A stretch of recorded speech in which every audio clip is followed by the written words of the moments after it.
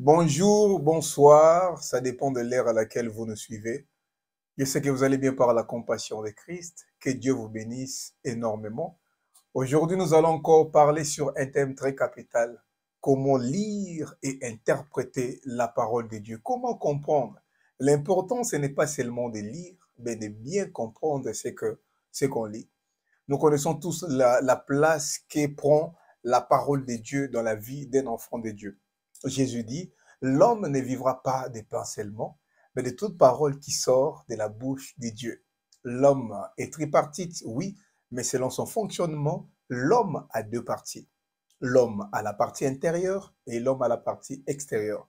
L'homme a le corps qui est palpable et qui est tangible, mais l'homme a aussi la partie intérieure qui est l'âme et l'esprit. De la même manière que son corps a besoin d'être bien nourri, sinon l'homme mourra. Mais étant donné que l'homme n'est pas seulement la partie physique, l'homme a une autre partie intérieure. D'ailleurs, c'est cette partie intérieure qui compose vraiment l'homme. Job dit, en réalité, dans l'homme, c'est l'esprit qui est le souffle du Tout-Puissant qui donne l'intelligence. Le vrai toi, ce n'est pas les corps, mais c'est ton intérieur. Aujourd'hui, si tu meurs, on va aller, bon, on dira enterrer, mais on va jeter ton corps, s'il faut le dire, parce qu'on ne va plus te supporter. Donc, on va vraiment nous débarrasser de toi. Donc, le vrai toi, c'est ton intérieur. C'est ton intérieur. C'est pourquoi Jésus dit, la Bible dit, pardon, à quoi sert-il à un homme de gagner tout le monde s'il perd son âme? Le vrai toi, c'est ton âme. Le vrai toi, c'est ton esprit. C'est pourquoi ton esprit aussi doit être nourri. Si ton esprit n'est pas nourri, même si physiquement tu es bien nourri, tu n'iras pas bien. Il y a des gens, il a tout, il mange bien, mais il a comme l'impression qu'il y a quelque chose qui lui manque. C'est comme s'il y a un vide au niveau de son âme. Et il y a beaucoup de gens qui se suicident, pas parce il n'a rien à manger. Physiquement, il va peut-être bien, mais mentalement, intérieurement, il y a quelque chose qui lui manque. Et ces manques-là, ces vides-là, ce n'est que la parole de Dieu qui peut les combler. Parce que l'homme a été créé pour vivre dans la présence de Dieu. Alors, parmi les choses qui vont t'aider à demeurer dans la présence de Dieu, parmi les choses qui vont t'aider à grandir dans ta vie chrétienne, dans ta vie spirituelle, il y a la parole de Dieu. Mais comme j'ai dit tantôt, beaucoup lisent, mais ils ne comprennent pas. C'est pourquoi nous allons commencer à parler sur comment interpréter la parole de Dieu. Ça, c'est la première partie. Je crois par la grâce de Dieu, la deuxième partie viendra très bientôt. Nous allons parler sur 6 conditions pour interpréter la parole de Dieu. 6 conditions, on en parlera en 2 branches. Parce que la première branche, nous parlerons d'abord sur les conditions spirituelles. C'est bien de comprendre d'abord les conditions spirituelles parce que la Bible n'est pas un livre comme tout autre. La Bible, c'est un livre spirituel. C'est un livre qui te communique la vie. C'est un livre qui te communique la connaissance spirituelle. Et après, nous allons parler aussi sur les conditions intellectuelles. On ne peut pas mettre notre intelligence de côté parce que l'intelligence aussi joue un rôle très capital pour bien comprendre la parole de Dieu. Nous parlerons sur 6 conditions sur 3 conditions spirituelles et 3 conditions intellectuelles. En tout, on parlera sur 6 conditions. Que Dieu vous bénisse énormément. Oui, bien aimé, la Bible nous dit, dans le livre de 2 Pierre, chapitre 1, verset 2, c'est poussé par l'Esprit que les hommes ont parlé de la part du Seigneur. C'est vrai que ce sont les hommes qui ont écrit la Bible, mais nous, en tant qu'enfants de Dieu, nous les savons, nous les croyons que toute écriture a été inspirée de Dieu. La Bible dit, c'est poussé par le Saint-Esprit que les hommes ont parlé de la part du Seigneur. Donc, l'auteur de la Bible, ce ne sont pas les hommes, mais l'auteur de la Bible, c'est le Saint-Esprit. Donc, étant donné que pour bien comprendre un ouvrage, il faut interroger son auteur. Et nous aussi, en tant qu'enfants de Dieu, nous savons que pour très bien comprendre la parole de Dieu, nous devons interroger la personne du Saint-Esprit. C'est le Saint-Esprit qui va bien t'expliquer la Bible, plus que les hommes, plus que les docteurs, plus que les pasteurs, plus que les prophètes. C'est le Saint-Esprit qui va très bien t'expliquer la parole de Dieu. C'est pourquoi nous allons déjà parler sur les conditions spirituelles. La première des conditions spirituelles, pour bien interpréter la Bible, étant donné que la Bible a été écrite par le Saint-Esprit, tu dois être né de nouveau pour être baptisé du Saint-Esprit. Sans le Saint-Esprit, tu ne peux pas comprendre la parole de Dieu. Une personne qui lit, un païen, disons, qui lit la Bible, ça peut être un livre historique pour lui, parce que dans la Bible, il y a beaucoup d'histoires. La personne peut comprendre certaines choses, mais son cœur ne sera pas illuminé.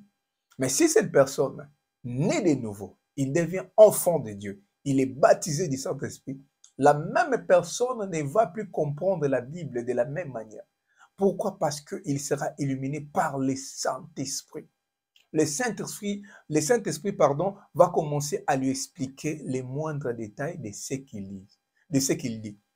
Donc, pour bien comprendre la Bible, la première des conditions, tu dois d'abord être né de nouveau.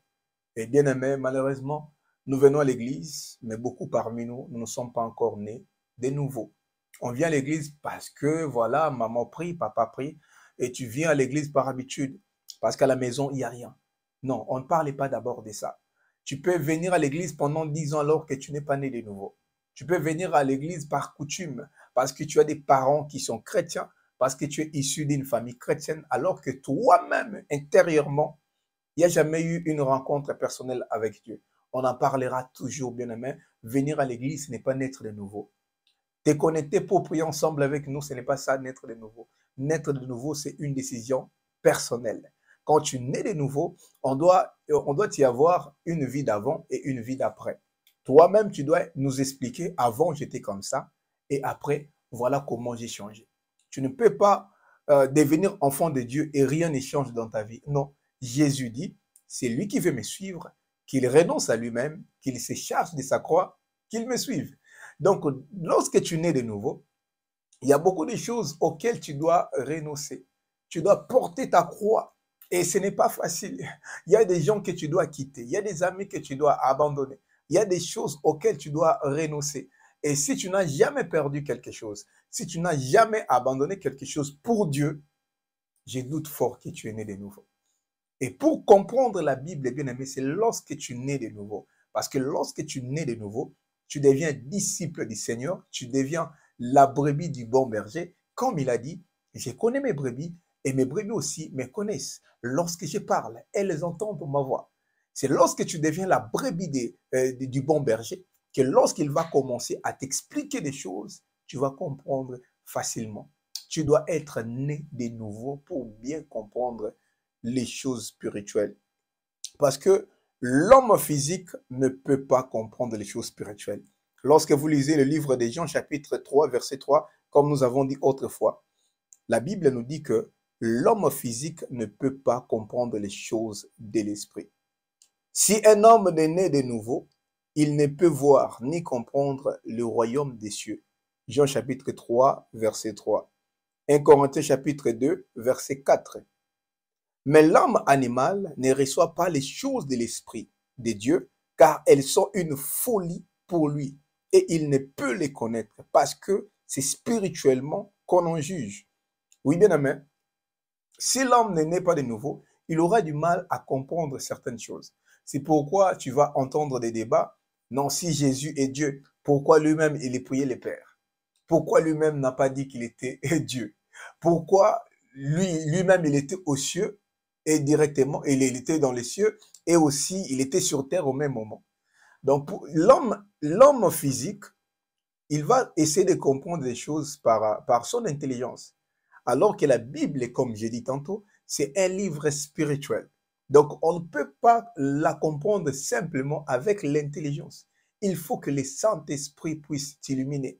Il faut que le Saint-Esprit puisse te parler. Sinon, tu auras du mal à comprendre énormément de choses. C'est pourquoi il y a beaucoup de débats. Comme je l'ai toujours dit, un enfant de Dieu ne peut pas faire des débats avec des musulmans, avec ceux-là qui sont dans d'autres religions. Parce qu'il sera, comment dirais-je, ça sera impossible qu'ils te comprennent exactement. Parce que toi, tu comprends les choses spirituelles parce que tu es né de nouveau. Alors, tous ces gens-là, qui ne sont pas nés de nouveau, ils auront du mal à comprendre ce que tu leur dis. Ça ne vaut pas la peine. C'est pourquoi tu verras des chrétiens, il est là, il transpire pour convaincre les païens. Non. Et d'ailleurs, ce n'est pas toi qui convaincs. La Bible dit, quand le Saint-Esprit viendra, c'est lui qui convaincra les mondes en ce qui concerne les péchés, la justice et les jugements. Nous parlons, nous, on enseigne. La personne qui convainc, c'est le Saint-Esprit. Ça ne sert à rien de crier, d'expliquer aux gens qui ne veulent pas comprendre. Non. Si quelqu'un veut venir à Dieu, Dieu lui-même va déjà préparer son cœur. La Bible dit, c'est lui qui sonde les cœurs et les reins. C'est lui qui a entre ses mains le cœur des rois. Donc, si Jésus veut que quelqu'un se convertisse, lui-même, il va déjà préparer son cœur. Il mettra des prédispositions dans son cœur pour qu'il puisse recevoir très bien la parole de Dieu. Mais si quelqu'un se montre déjà hostile, si quelqu'un ne veut pas déjà comprendre ce que tu lui dis, ça ne vaut pas la peine d'insister. Donc, la première des conditions, pour très bien comprendre la parole de Dieu, la personne doit naître de nouveau. Oui, comme je dis tantôt, lorsque vous lisez Jean chapitre 16, on parle du consolateur, alors que le mot, la Bible n'est pas écrite voilà, en français. Surtout le Nouveau Testament, en grande partie, est écrit en grec. Alors, le mot qui est interprété en français par consolateur, en grec, c'est parakletos. Alors, le mot parakletos en grec, cela veut dire consolateur, mais aussi interprète. Donc, le Saint-Esprit n'est pas seulement le consolateur, mais le Saint-Esprit est aussi un interprète. Donc, la seule personne qui peut très bien interpréter la Bible, qui peut très bien t'expliquer ce que tu lis, c'est d'abord la personne du Saint-Esprit. Au fur et à mesure, tu commences à grandir dans ta relation avec le Saint-Esprit.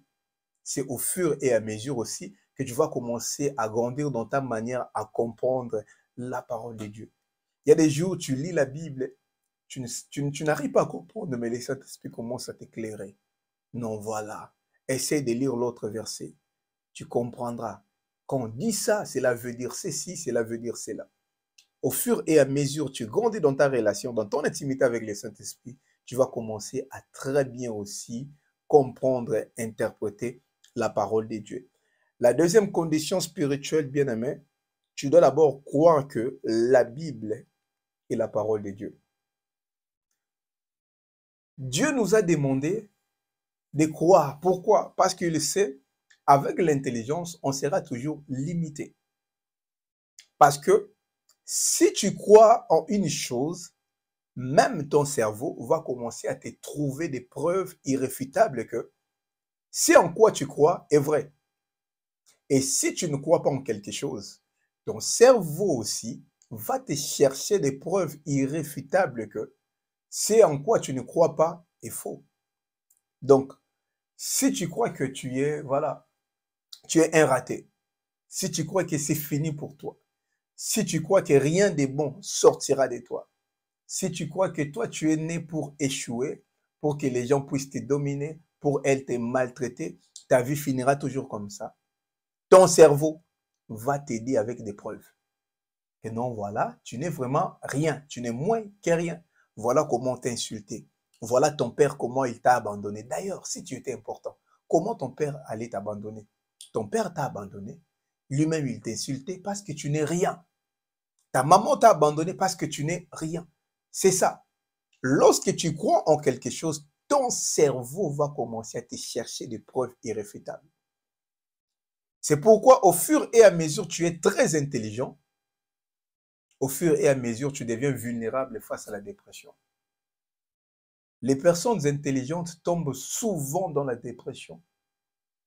Il suffit seulement qu'il croie en quelque chose. Comme il est intelligent, son cerveau va lui trouver aussi des preuves intelligentes que c'est en quoi il croit est vraiment ça. C'est pourquoi lorsque tu sais que tu es intelligent, fais attention avec ton cerveau. C'était juste une parenthèse. Lorsque tu sais que tu es intelligent, fais attention avec ton cerveau parce que ton cerveau va commencer à te jouer des tours. Tu peux rester toute une journée, ton cerveau commence à te parler, t'expliquer, parce que tu es intelligent. Lorsque tu es intelligent, ton cerveau va beaucoup aimer la réflexion. va beaucoup aimer les raisonnements. Et du coup, ton cerveau est orienté par ton esprit. Si dans ton esprit, tu crois en quelque chose, ton cerveau va exécuter, va te chercher des preuves, même pendant la journée, pendant toute la journée. Voilà, on t'a insulté, voilà, ton mari t'a quitté, voilà, on t'a abandonné, tu n'es rien, tu n'es rien, tu n'es rien, tu n'es rien, tu n'es rien, rien de bon sortira de toi. Et la personne peut tomber, peut demeurer dans la dépression des jours et des jours, parce que son cerveau lui joue des tours. Et de la même manière aussi, si tu crois en quelque chose, ton cerveau va te prouver aussi que c'est vrai. Si tu crois qu'un homme t'aime, ton cerveau va te prouver que cet homme t'aime. Même s'il te sourit simplement, il va te dire, voilà, tu vois, il t'a souri, c'est qu'il t'aime. Fais attention avec ton cerveau. Beaucoup de gens se détruisent par leur cerveau. La chose la plus précieuse que Dieu a donnée à l'homme, c'est son cerveau. C'est d'ailleurs ça qui les différencie de toutes les créatures de Dieu, de tous les êtres. Nous sommes différents des animaux, nous sommes différents, voilà, des autres créatures grâce à notre cerveau. Et dans chaque créature, dans chaque être vivant, Dieu a placé une particularité. Pour l'éléphant, c'est sa taille. Pour les guépards, c'est sa vitesse. Pour les lions, c'est sa force. Vous voyez? Même dans l'abeille, il y a quelque chose. Même dans la fourmi, il y a quelque chose. Et dans l'homme, c'est l'intelligence. Regarde seulement ce que l'homme a inventé. Vous allez comprendre. La particularité de l'homme, c'est son cerveau. Mais ce qui peut détruire littéralement aussi l'homme, c'est son cerveau. C'est pourquoi, s'il y a une chose à laquelle tu dois faire attention, c'est ton cerveau. Fais attention avec ton cerveau.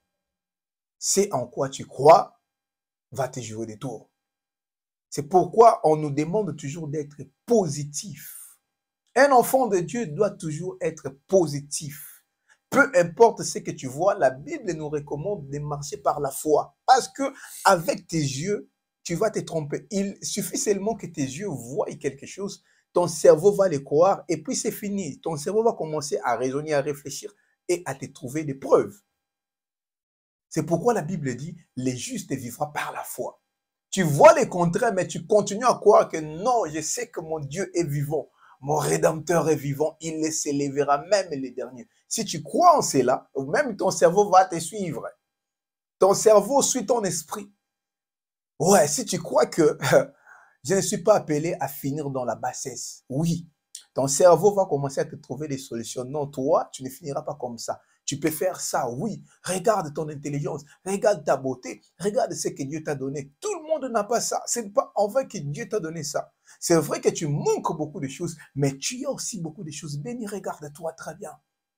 C'est vrai que tu as raté dans beaucoup de choses. C'est vrai que tu n'as pas eu la grâce d'avoir certaines choses. Mais regarde en toi, il y a quelque chose que les autres n'ont pas. Tu n'es pas allé très loin avec les études, mais regarde, il y a quelque chose de particulier que Dieu a placé en toi. Et tu peux utiliser ça pour avoir ce que tu n'as pas. Les gens qui ont ce que toi, tu n'as pas, vont te suivre seulement parce que toi, tu as quelque chose que eux n'ont pas. Les gens qui ont ce que toi, tu n'as pas, ils vont te suivre parce que toi, tu as quelque chose qu'eux n'ont pas aussi. Tu dois découvrir ça. C'est ton cerveau qui va commencer à te parler comme ça. Pourquoi? Parce que tu te dis dans ta tête, je ne finirai pas comme ça. Et aussi, c'était une parenthèse, pourquoi j'ai parlé de toutes ces choses? Parce que même pour très bien comprendre la parole de Dieu, tu dois mettre dans ta tête que la Bible, c'est la parole de Dieu. Si tu crois dans ta tête que la Bible, c'est la parole de Dieu, si tu crois dans ton cœur, ta tête va suivre et le Saint-Esprit aussi va t'aider. Dès lors que tu te dis que la Bible, ce n'est pas la parole de Dieu, tu vas attrister le Saint-Esprit. Et si le Saint-Esprit est attristé, il ne va plus te parler, il ne va plus t'orienter, il ne va plus interpréter aussi. C'est pourquoi les personnes positives entendent souvent Dieu. Lorsque tu es positif dans ta vie, Dieu va commencer à te parler, à beaucoup te parler. Parce que Dieu aime les gens qui sont positifs. Dieu aime les gens qui regardent devant. Dieu aime les gens qui ont une vision, qui ont une perspective d'avenir. Aujourd'hui, ça ne va pas, mais il s'est dit non, devant moi, il y a des promesses de Dieu. Waouh, Dieu s'est dit voilà, voilà le genre de personnes que moi j'aime. Pierre, tu veux tomber. La mer va t'engloutir. Regarde devant, les dieux qui t'a appelé. Non, Jésus, je sais que tu es là, je sais que tu m'as appelé. Tu ne m'as pas appelé à finir ici dans l'humiliation. Tu ne m'as pas appelé à finir dans la bassesse. Viens me secourir. Dieu aime des gens pareils. Dieu n'aime pas les gens qui regardent toujours en arrière. C'est pourquoi, bien aimé, tu dois d'abord croire que la Bible, c'est la parole de Dieu. Et si tu crois que la Bible, c'est la parole de Dieu, ton cerveau va t'aider, le Saint-Esprit aussi va énormément t'aider. La troisième des conditions spirituelles, tu dois associer la lecture de la parole de Dieu avec la prière. C'est très, très capital. Matthieu chapitre 13, verset 36. Alors, il envoya la foule et entra dans la maison. Ses disciples s'approchèrent de lui et dirent, explique-nous la parabole des livrets du champ. Donc, les disciples ont entendu Jésus. Jésus parlait sur beaucoup de choses. Il a parlé sur la parabole des livrets. Alors, les disciples ont voulu comprendre. Comme ils n'ont pas compris, après quelque temps, ils ont appelé Jésus. Mais explique-nous de quoi tu parlais. C'est comme ça aussi, bien-aimé. Lorsque tu veux très bien comprendre la Bible, lorsque tu veux entamer une étude biblique, tu dois toujours associer cela avec la prière. C'est très capital. Les choses spirituelles se préparent aussi spirituellement. Lorsque tu as une bonne vie de prière, et Dieu va commencer à beaucoup te parler aussi. Étant donné que nous avons dit, la parole de Dieu est le moyen par excellence que Dieu nous parle. Ouais, la parole de Dieu, c'est la prophétie par excellence. Lorsque Dieu veut te parler, et souvent Dieu nous parle par sa parole. Mais lorsque tu as une bonne vie de prière, tu vas te faciliter la tâche pour que Dieu te parle. Tu peux trouver les plus grands prophètes. Il peut te parler sur ta vie. Mais lorsque tu viens de prier, toi-même, tu as organisé 3 jours de prière pour demander à Dieu de te parler, de t'éclairer sur un sujet. Et lorsque l'homme de Dieu veut te parler, ça sera très profond. Parce que c'est Dieu qui va te répondre. Tu vois, Dieu va répondre à tes attentes. Parce que tu viens de prier. Et lorsque tu ne pries pas, et ça sera très difficile aussi que Dieu puisse utiliser même un homme de Dieu pour te parler. C'est pourquoi lorsque tu veux entamer l'étude biblique, tu dois toujours prier. C'est très capital. Oui, bien aimé, parlons maintenant des conditions intellectuelles. Il ne faut pas négliger l'intelligence, comme j'ai dit tantôt. C'est très capital. Lorsque vous lisez Marc chapitre 3, verset 4, Marc 3, verset 4, écoute. Puis il leur dit, est-il permis les jours du sabbat de faire du bien ou de faire du mal, de sauver une personne ou de tuer? Mais ils gardèrent le silence. Les pharisiens avaient toujours l'habitude d'interpeller Jésus, de lui répondre à chaque fois. Lorsqu'il faisait un miracle, il guérissait quelqu'un les jours du sabbat. Alors Jésus faisait toujours appel à leur intelligence. C'est vrai que c'est les sabbats. Mais est-ce qu'on ne peut pas faire du bien les jours du sabbat? Est-ce que quand même, c'est vrai que c'est les jours du sabbat, on ne peut pas sauver quelqu'un les jours du sabbat? Là, il ne parlait pas d'abord sur le plan spirituel. Il faisait appel à leur intelligence. Beaucoup de gens ont du mal à comprendre la parole de Dieu, même les choses de Dieu. Pourquoi? Ils ne font pas appel à leur intelligence. Ils ne veulent pas user de leur intelligence pour très bien comprendre même les choses spirituelles. Jésus essaie d'expliquer aux pharisiens. Il leur dit même que le sabbat a été fait pour l'homme et non l'homme pour le sabbat. Si Dieu a instauré le sabbat, c'est pour le bien-être de l'homme. C'est pour que l'homme se repose. C'est pour sa paix intérieure. C'est pour que l'homme prenne un peu un temps de répit. Et ce n'est pas le contraire. L'homme a été créé avec le libre arbitre. L'homme a été créé pour être libre. Vous ne pouvez pas maintenant l'emprisonner avec les sabbats. Non, c'est le contraire. Le sabbat a été créé pour l'homme, pour son bien-être. Donc, c'est-à-dire, même si c'est le jour du sabbat, s'il faut faire du bien à quelqu'un, il faut le faire. Mais les pharisiens étaient là seulement avec les lois. On doit seulement respecter les lois, sans pour autant comprendre pourquoi on doit respecter les lois. C'est ça les problèmes des chrétiens aujourd'hui. Non, la Bible dit, non, c'est écrit. C'est écrit, mais il faut comprendre pourquoi c'est écrit. Il faut comprendre la quintessence. Les problèmes avec les chrétiens d'aujourd'hui sont des pharisiens. Non, c'est la loi de Dieu, c'est tout. Non, c'est la loi de Dieu, oui, mais il faut comprendre pourquoi c'est la loi de Dieu. Pourquoi Dieu a dit cela. C'est important. Parce que si vous ne les comprenez pas, vous passerez à côté de beaucoup de choses. C'est comme les pharisiens. Jésus fait du bien les jours du sabbat, c'est un problème. Les disciples de Jésus avaient faim. Ils essaient de manger les jours du sabbat, de trouver les blés dans un champ pour manger les jours du sabbat. C'est un problème pour les pharisiens. Mais pourquoi tes disciples font ce qui n'est pas permis les jours du sabbat?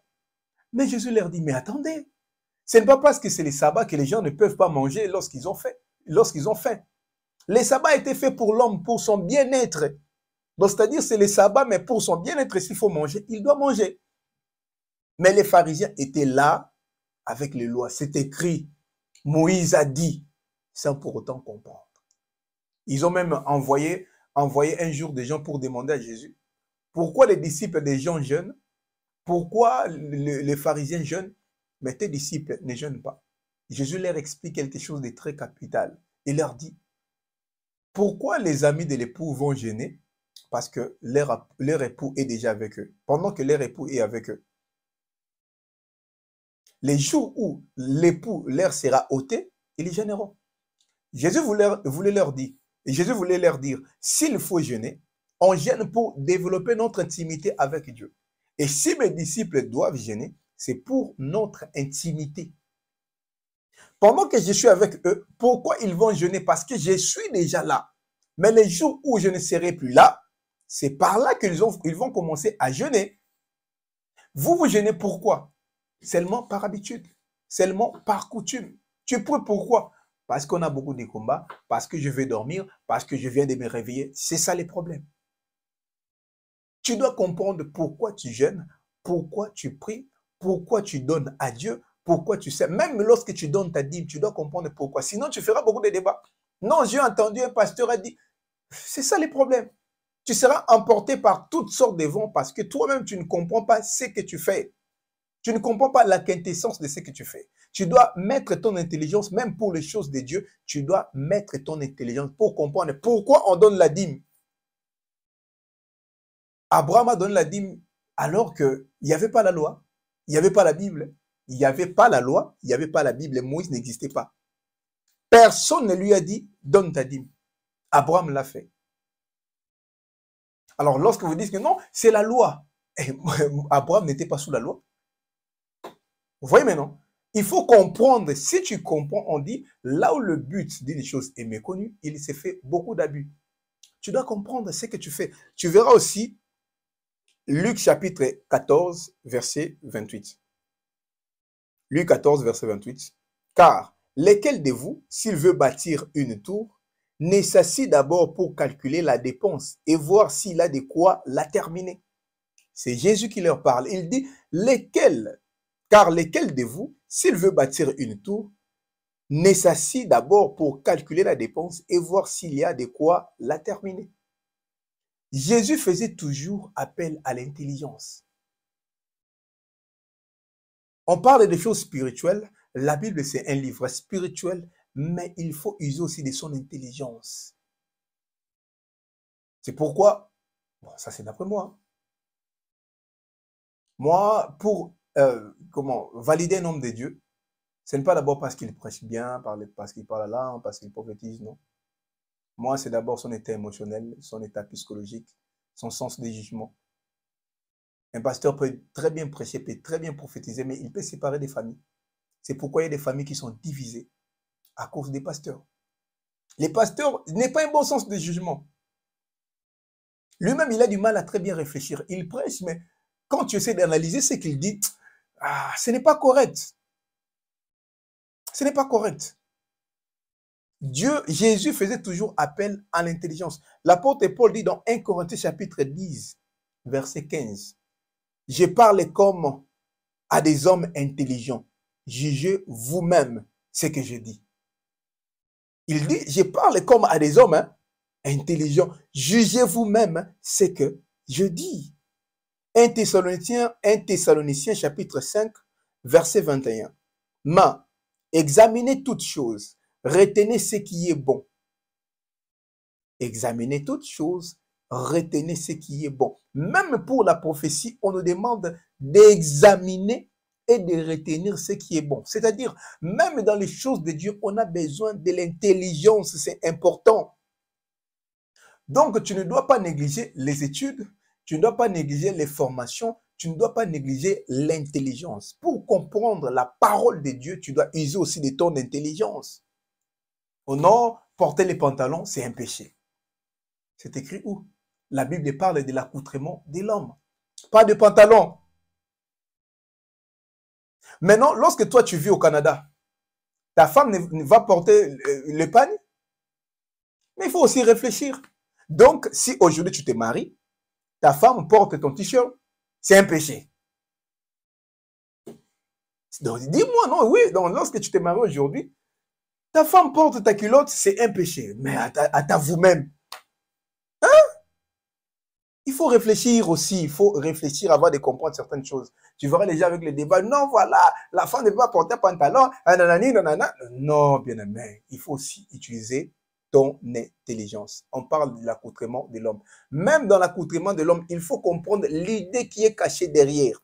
Comme je viens de dire. L'important, ce n'est pas de lire la parole de Dieu, mais de comprendre l'idée de Dieu derrière cette parole. Cette loi, c'était pour des personnes qui veulent, voilà, changer de sexe. Donc, tu es un homme, tu veux t'habiller comme une femme pour paraître comme une femme. C'est ça le problème. Tu es une femme, tu t'habilles en accoutrement d'homme pour paraître comme un homme. Dieu est contre ça parce que c'est cette idée qui porte vers l'homosexualité. C'est ça le vrai problème. Ce n'est pas de porter le t-shirt de ton homme qui est un péché. Non. Porter l'accoutrement d'homme pour paraître comme un homme. C'est ça, c'est que Dieu n'aime pas parce que c'est cette idée, comme je dis tantôt, qui porte vers l'homosexualité. Mais tu verras des gens avec des débats. Non, la femme ne doit pas porter ça. L'homme de Dieu ne peut pas porter ça. Un chrétien ne peut pas porter ça. Ça change quoi?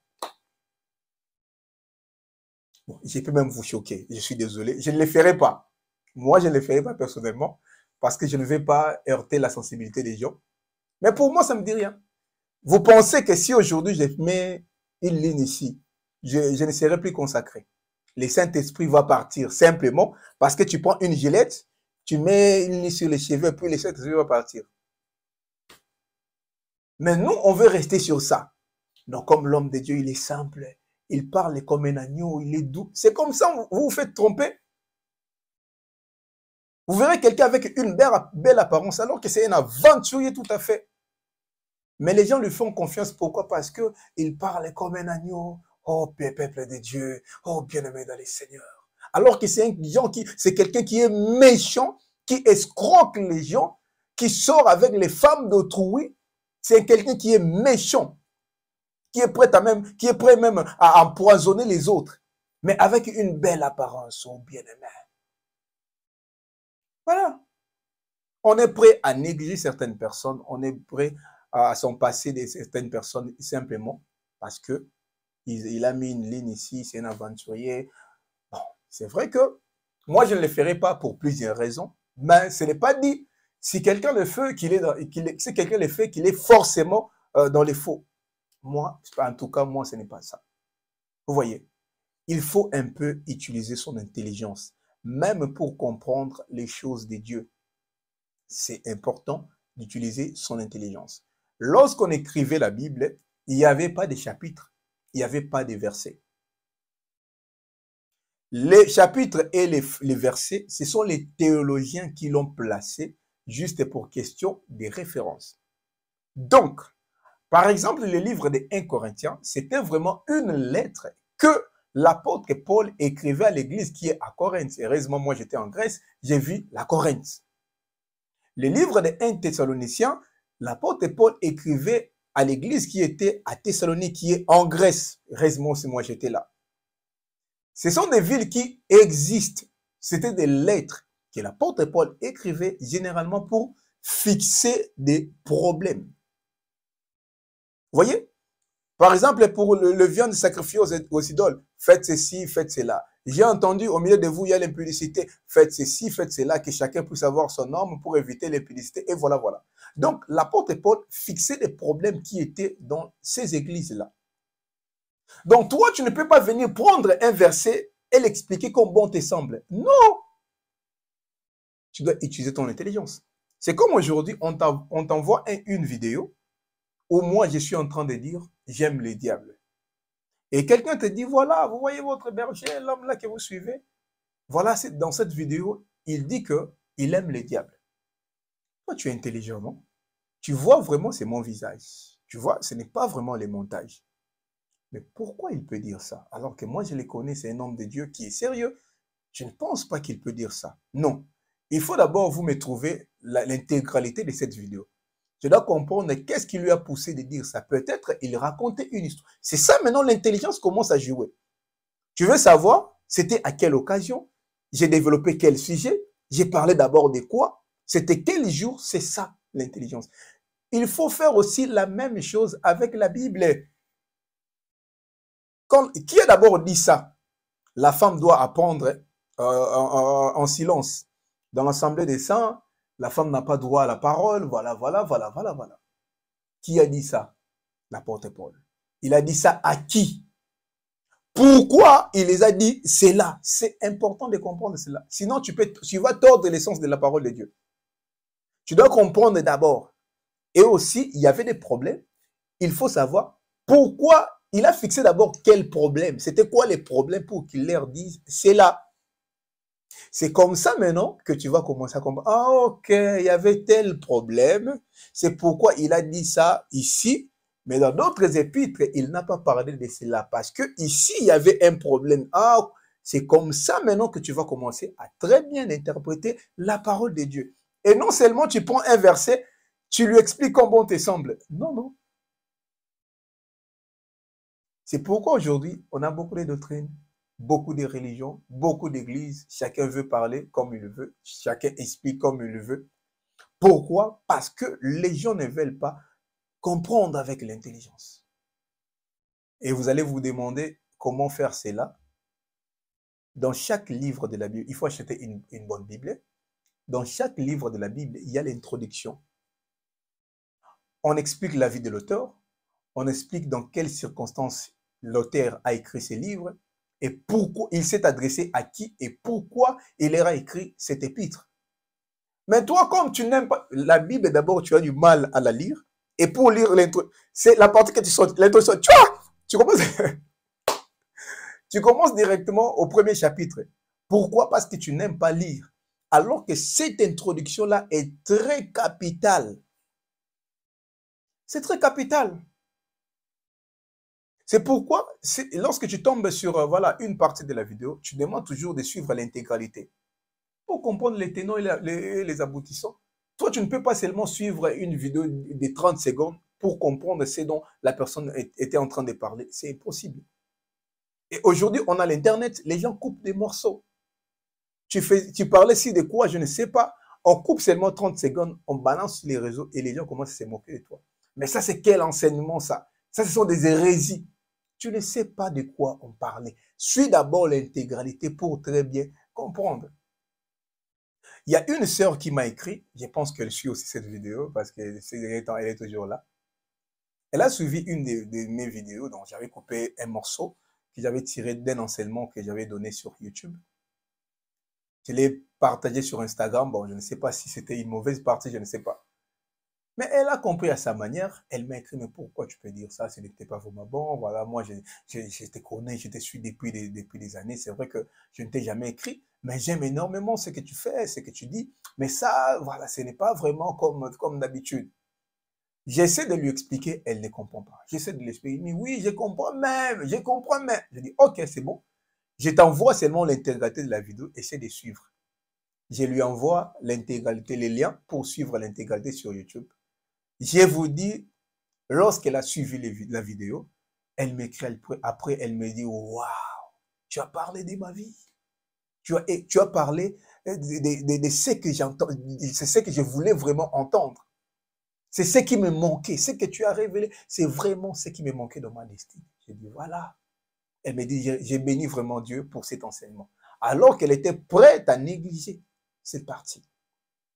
C'est comme ça aussi avec la parole de Dieu. Pour très bien comprendre la Bible, tu dois comprendre ce qui est autour.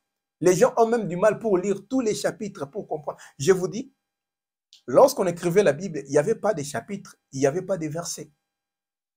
Donc, pour très bien comprendre un verset, tu dois quand même lire les chapitres, même les chapitres d'avant, même les chapitres d'après, pour comprendre. Lorsque toi, tu écris la lettre à voilà, ta fiancée, bien à ton fiancé, à ton pasteur, il n'y a pas de chapitre. Chapitre 1, comment tu vas? Tu as bien dormi? Chapitre 2, aujourd'hui tu vois? Non, toi tu écris comme bon te semble, ouais. C'était comme ça aussi avec les livres de la Bible. Et les théologiens nous ont simplement aidés, mais malheureusement c'est comme s'ils ne nous ont pas aidés. Ils nous ont aidés pour question de référence, mais malheureusement ça nous a aussi déformés. On commence simplement à retenir des versets. Tu verras quelqu'un même qui va te dire, envoie-moi des versets comme ça, je vais méditer et prier avec ces versets. Mais c'est quoi ça? C'est quoi ça? On ne peut pas t'envoyer des versets, non.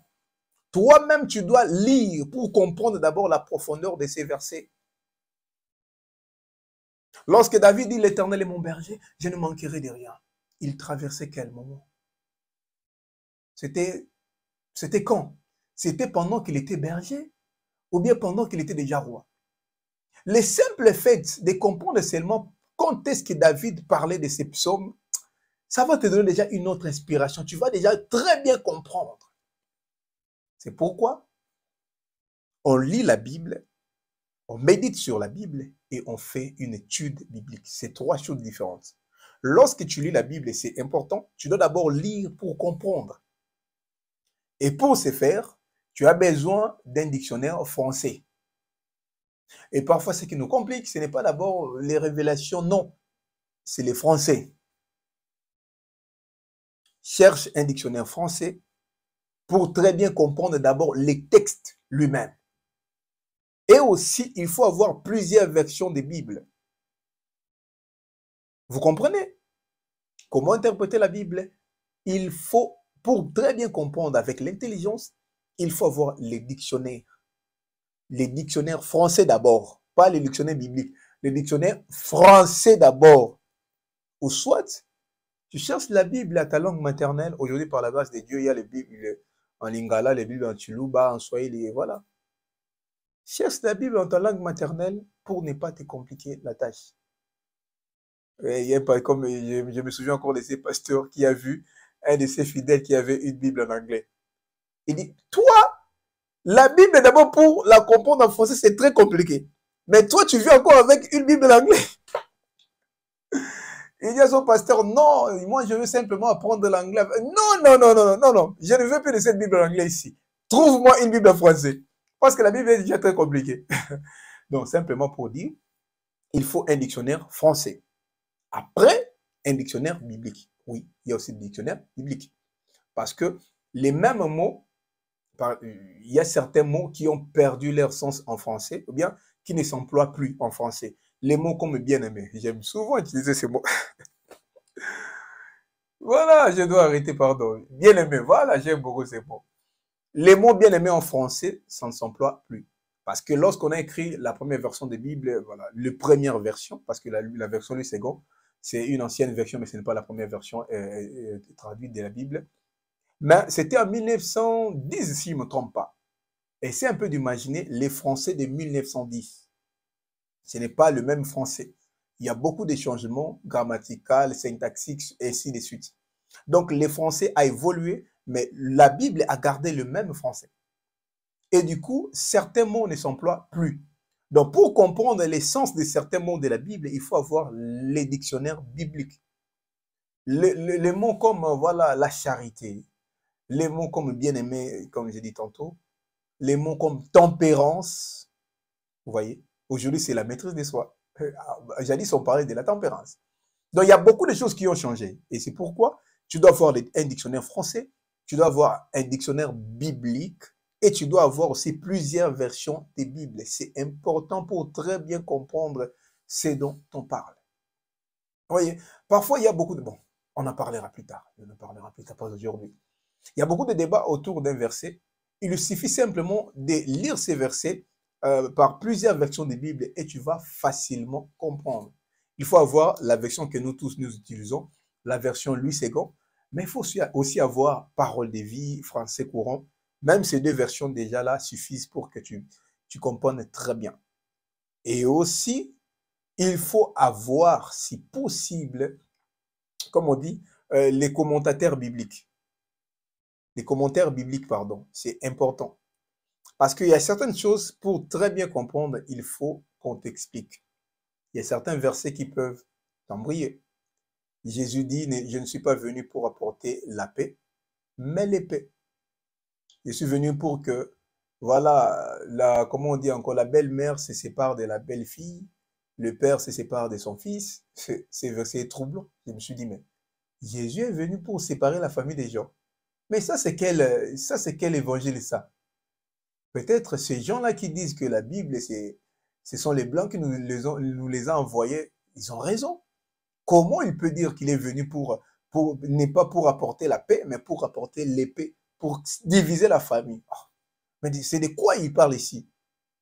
Voilà. Il faut aussi trouver les commentaires bibliques, c'est important.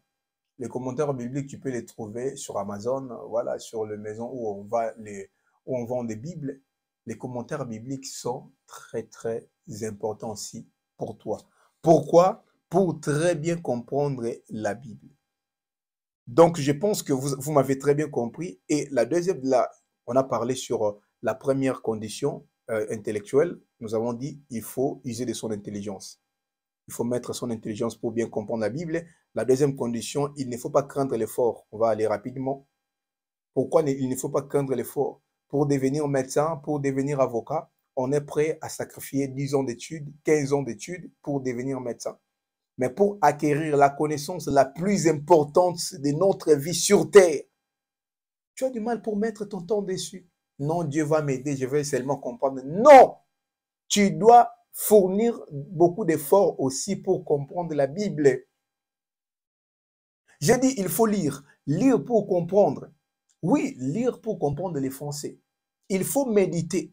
Méditer maintenant, c'est pour comprendre ce que cette parole veut dire par rapport à ta vie. La Bible dit, l'Éternel est mon berger, je ne manquerai de rien. Qu'est-ce que cela veut dire maintenant dans ma vie? J'essaie de méditer là-dessus. Non, voilà, comme l'Éternel, hein? L'Éternel est mon berger. Donc, l'Éternel doit d'abord être mon berger. C'est qui un berger? Comment Dieu peut être mon berger? C'est ça, méditer. Tu commences maintenant à méditer, à s'approprier de cette parole pour comprendre qu'est-ce que cette parole veut dire dans ta vie. Après, il faut faire maintenant l'étude biblique. L'étude biblique, c'est comprendre maintenant qui a dit ça, pourquoi il a dit ça, c'était dans quelles circonstances. Voilà. Ça, maintenant, tu vas très loin. Donc, pour aller très loin, pour faire l'étude biblique, tu dois fournir aussi beaucoup d'efforts. On est prêt à se sacrifier pour les formations de ce monde, voilà, pour l'Excel, pour l'entrepreneuriat, pour toutes ces choses-là. Mais pour la parole de Dieu, les gens n'ont pas toujours le temps. Il n'est pas prêt à fournir des efforts. Et des années après des années, il est toujours le même. Il ne grandit pas, même dans les choses de Dieu. Mais il est fort en informatique, fort en anglais, fort en entrepreneuriat, mais la personne a pour sa connaissance des bases, la connaissance dont il a réellement besoin pour faire progresser même tout le domaine de sa vie, il ne veut pas fournir des efforts. Bien aimé, fournit aussi des efforts pour comprendre la parole de Dieu. Et la dernière condition, tu dois garder un esprit ouvert pour comprendre la parole de Dieu. 2 Timothée chapitre 3 verset 16, toute écriture est inspirée de Dieu et utile pour enseigner, pour convaincre, pour corriger, pour instruire dans la justice. La parole de Dieu est aussi là pour nous corriger. C'est-à-dire, lorsque tu veux méditer la parole de Dieu, tu dois garder un esprit ouvert. Tu ne dois pas être endoctriné, tu ne dois pas venir lire la parole de Dieu avec plusieurs dogmes, avec plusieurs préjugés, avec plusieurs, j'ai oublié les mots. Toi-même, tu es déjà bâclé, tu as déjà des idées déjà que tu as entendu des hommes et tu lis la Bible avec un background qui est mauvais. Non, la femme ne peut pas, l'homme ne peut pas, on ne peut pas, on ne peut pas. Tu viens déjà avec tous ces préjugés-là, tu auras du mal pour comprendre la parole de Dieu. La parole de Dieu est là pour nous corriger. Alors toi, tu ne peux pas venir avec ce que tu connais. Lorsque tu lis la Bible, tu dois venir comme un homme qui ne connaît rien, qui vient pour s'instruire, qui vient pour être corrigé par la parole de Dieu. Et lorsque tu as déjà un fondement qui n'est pas bien, et tu gardes ces fondements en toi, tu lis la Bible avec ces backgrounds, tu auras du mal pour très bien comprendre la parole de Dieu. Tu auras du mal pour très bien avancer. Et c'est ça le mal avec beaucoup de gens. Il lit la Bible, mais tout en gardant déjà ce que son pasteur lui avait dit. Et s'il t'avait menti? Et s'il avait tordu l'essence de ces versets?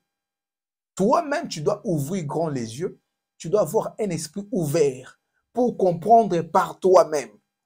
Non, la Bible dit voilà, voilà. Alors que ce n'est pas dans la Bible. La Bible dit tout ce qui est révélé est condamné. C'est écrit où? Non, tu ne vois pas ces versets des Corinthiens. On dit que ce qui est, voilà, ce qui est condamné est révélé. C'est que ce qui est révélé aussi est condamné. Papa. On dit ce qui est révélé est condamné. Non, ce n'est pas la même chose. Ce qui est condamné est révélé. C'est-à-dire, si Dieu condamne quelque chose, il va le révéler aux hommes. Si Dieu n'aime pas la sexualité, il va le révéler aux hommes pour que les hommes comprennent. Et toi, tu les traduis que ce qui est condamné aussi, ce qui est révélé aussi est condamné. Ce n'est pas la même chose. Je ne sais pas si vous me comprenez. La Bible dit ce qui est condamné. Donc, ce que Dieu condamne, il le révèle. Parce que s'il condamne quelque chose et il ne le vous dit pas, comment est-ce que vous saurez que Dieu n'aime pas ça? Ce que Dieu condamne, il le révèle. Mais ce que Dieu révèle n'est pas condamné d'office. Non. Et il faut ça, comme j'ai dit tantôt, il faut aussi mettre son intelligence. Comment tout ce qui est révélé peut être condamné? Dieu ne révèle pas que de mauvaises choses. Dieu peut te révéler aussi que tu vas te marier bientôt. Ça aussi, ça doit être condamné. Vous voyez? Vous voyez? Pourquoi? Tu as déjà gardé ça dans la tête, ce qui est révélé est condamné, sans pourtant te poser des questions toi-même. Donc, si Dieu te révèle aujourd'hui, dans 10 ans, tu deviendras riche. Ça aussi, c'est condamné. Non, non.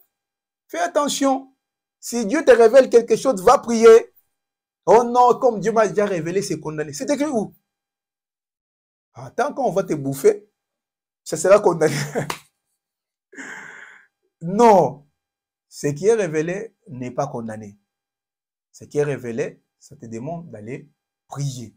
Si Dieu te révèle quelque chose, si Dieu te montre quelque chose, va prier. Donc, quand tu viens lire la Bible, viens comme quelqu'un qui ne connaît rien.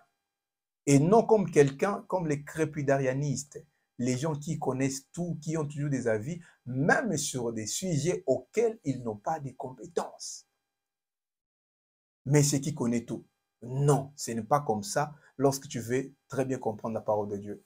Fermons nos yeux, bénissons notre Seigneur pour cette grâce, pour cette faveur qu'il nous a faite. Est-ce que quelqu'un peut dire merci à Dieu? Est-ce que quelqu'un peut l'élever pour cette grâce qu'il nous a faite? Est-ce que quelqu'un peut lui dire merci? Dis à Dieu merci, nous te célébrons, nous te rendons grâce pour cet amour, pour ta miséricorde, pour cette grâce, pour la parole que tu nous as envoyée ce soir. Laisse que ton nom soit élevé, laisse que ton nom soit sanctifié. Nous te célébrons parce que tu ne changes pas. Nous te bénissons parce que tu es le même hier, aujourd'hui, éternellement. Nous te rendons grâce parce que tu ne changes pas. Mon Dieu, tu es le même, et mon Dieu, tu es le même. Merci infiniment. La Bible dit dans l'ère détresse, tu leur as envoyé ta parole et ta parole est délivrante. Ta parole qui délivre, ta parole qui sauve. Tu nous les as envoyés ce soir. Et laisse que cette parole puisse nous transformer. Laisse que cette parole puisse nous changer. Bien-aimé, prie, dis à Dieu, je ne vais pas seulement entendre, mais je veux aussi mettre en pratique. Que le Saint-Esprit m'aide, afin de garder cette parole dans mon cœur. Que le Saint-Esprit m'aide, afin de mettre en pratique tout ce qu'on nous a enseigné aujourd'hui. Prions au nom puissant de Jésus. Cher Saint-Esprit, merci, merci pour ta grâce, merci, merci cher Saint-Esprit. Laisse que la parole que nous avons entendue aujourd'hui, Que le diable ne vienne pas nous la voler. Mais Adonai, que nous gardons cela dans notre cœur, afin que nous les traduisons dans nos actes quotidiens, que nous les mettions en pratique, Adonai, que nous mettions en pratique, Seigneur, ce qu'on nous a enseigné ce soir. Que le Saint-Esprit continue à nous éclairer, que le Saint-Esprit nous parle, que le Saint-Esprit nous oriente, que le Saint-Esprit nous donne la force d'aller de l'avant, Seigneur, dans notre méditation de la parole de Dieu, d'aller des progrès en progrès, d'aller de gloire en gloire. Nous voulons te connaître. Nous voulons méditer ta parole. Nous voulons, nous voulons vraiment aller en profondeur, avoir une bonne connaissance de la parole de Dieu. Mais Adonai, nous avons besoin de toi, parce que c'est toi l'auteur de la Bible. Comme on nous a dit, toute écriture est inspirée de Dieu. C'est poussé par le Saint-Esprit que les hommes ont parlé de la part du Seigneur. Et Adonai, nous avons besoin de toi. Parlez-nous, cher Saint-Esprit. Adonai, nous avons besoin de toi. Oriente-nous, que le Saint-Esprit puisse nous parler, que le Saint-Esprit puisse nous guider, que le Saint-Esprit puisse nous orienter au nom puissant de Jésus-Christ. Au nom puissant de Jésus-Christ. Oui, bien aimé, tu vas rendre nul et sans effet tout ce que le monde des ténèbres planifie contre toi, contre ta vie chrétienne, contre ta relation avec Dieu. Une des choses, une des raisons pour laquelle le diable te combat, c'est parce qu'il ne veut pas que tu grandisses dans ta relation avec Dieu. Étant donné qu'il sait que la chose principale qui va t'aider pour grandir, pour monter des dimensions spirituelles, c'est aussi ta connaissance de la parole de Dieu. Il va te combattre pour que tu ne lises pas la Bible, pour que tu puisses avoir toujours la lourdeur. Parfois, tu lis, mais tu dors. Ou bien, mais tu vas le rendre nul et sans effet. Tout ce que le monde de ténèbres essaie de manigancer contre toi, que cela soit nul et sans effet. Prions au nom puissant de Jésus. Alléluia. Tout ce que le monde de ténèbres essaie de manigancer, tout ce que le monde des ténèbres essaye de planifier contre nous, contre notre santé spirituelle, contre Adonai, notre croissance spirituelle, nous les bannissons, nous les rendons nuls et sans effet, nous les jetons dans les abîmes sans fond et sans retour au nom puissant de Jésus. Nous, on va grandir spirituellement. Nous, on aura une bonne connaissance de la parole de Dieu. Fini la lourdeur, fini la procrastination. On ne va plus procrastiner, on ne sera pas lourd, on ne va pas tout renvoyer au lendemain pour lire la parole de Dieu. Non, le moment est arrivé où je dois me sacrifier. Le moment est arrivé où je dois avoir un programme pour méditer la parole de Dieu. Le moment est arrivé où je dois mettre de côté certaines choses dans un seul but de maîtriser, de méditer, d'étudier la parole de Dieu. Adonai, j'ai besoin de toi. Tendre Père, j'ai besoin de toi. Tout ce qui n'est pas de toi, tout ce que le monde des ténèbres essaie de manigancer, essaie de planifier contre tes enfants, nous les rendons nuls et sans effet. Nous les rendons nuls et sans effet. Nous les rendons nuls et sans effet. Nous les rendons nuls et sans effet au nom puissant de Jésus, au nom puissant d'Adonai. Alléluia, alléluia, alléluia. Oui, bien-aimé, tu vas encore prier. Tu vas dire à Dieu, j'ai besoin de toi. Dans ma vie, j'ai besoin de toi. Oui, on voit l'apôtre Paul, autrefois appelé Saul. Il n'aimait même pas les choses de Dieu. D'ailleurs, il persécutait les chrétiens. Mais les jours où il a rencontré Jésus, Jésus a mis dans son cœur un amour incompréhensible pour les choses de Dieu. La personne qui persécutait l'Église, il est devenu le principal auteur du Nouveau Testament. Si Dieu te fait grâce, si demande à Dieu de te faire grâce, de l'aimer encore plus qu'avant, demande à Dieu de te faire grâce, de prier encore plus qu'avant, demande à Dieu de te faire grâce, de te consacrer encore plus qu'avant, de te consacrer. Dis à Dieu, j'ai besoin de toi. Fais-moi cette grâce. Parfois, je me bats, mais je n'y arrive pas. J'ai besoin de toi. Donne-moi les dégoûts du monde. Donne-moi ces vifs désirs de te chercher toujours, de méditer toujours ta parole. J'ai besoin de toi. Apprends-moi à t'aimer. Apprends-moi à devenir comme toi. Apprends-moi à grandir encore dans les choses de Dieu. Enlève encore la tentation loin de moi, que je demeure dans ta présence. Prions au nom puissant de Jésus. Adonai, nous voulons grandir. Adonai, nous voulons demeurer en toi.